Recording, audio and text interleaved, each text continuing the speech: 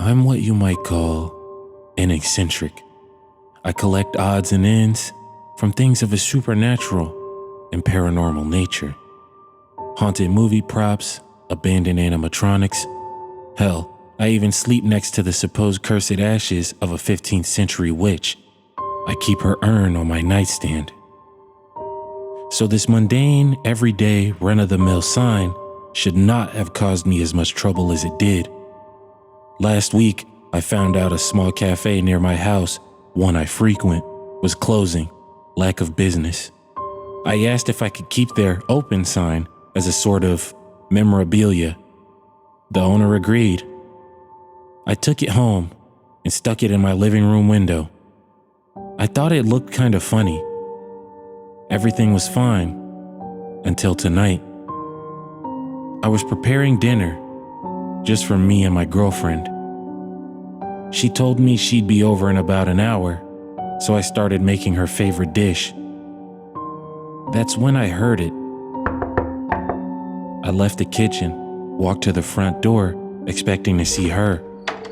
Instead, I was greeted by a man who looked like he should be sitting in the back of a Starbucks, typing away on a $2,000 MacBook about how much he hates capitalism.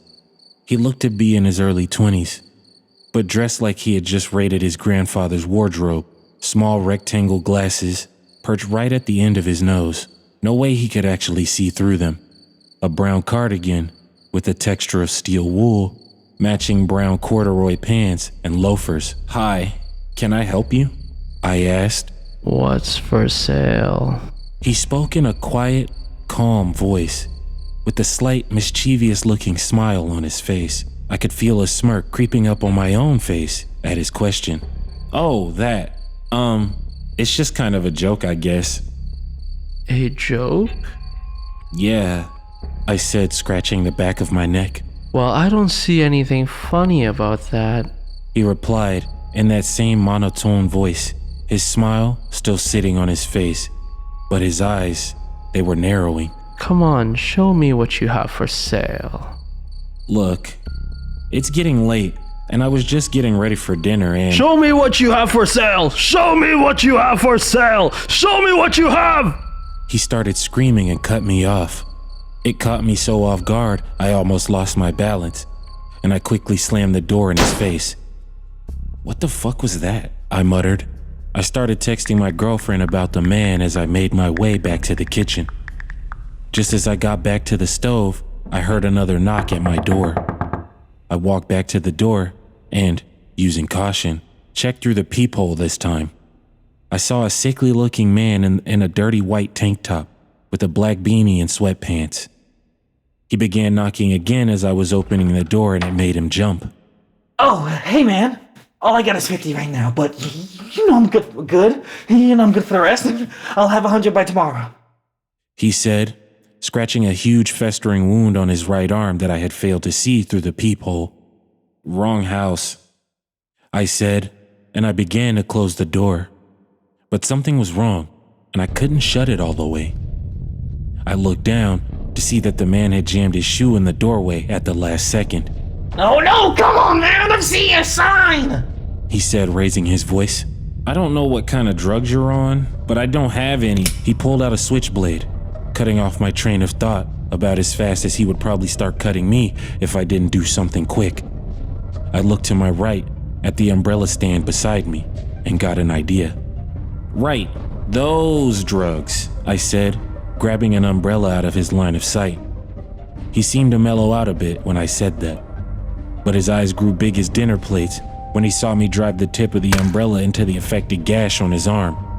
I saw green and yellow pus escaping from the now deeper hole, as well as maggots and other disgusting bugs that spilled out over my porch.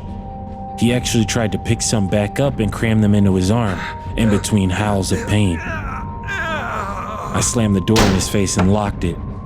I walked back to the kitchen to turn the stove off before I accidentally burned the house down, and was about to call the police when I heard yet another knock at the door. I looked through the peephole again to see an old couple. They looked to be in their 80s. Gingerly, I opened the door.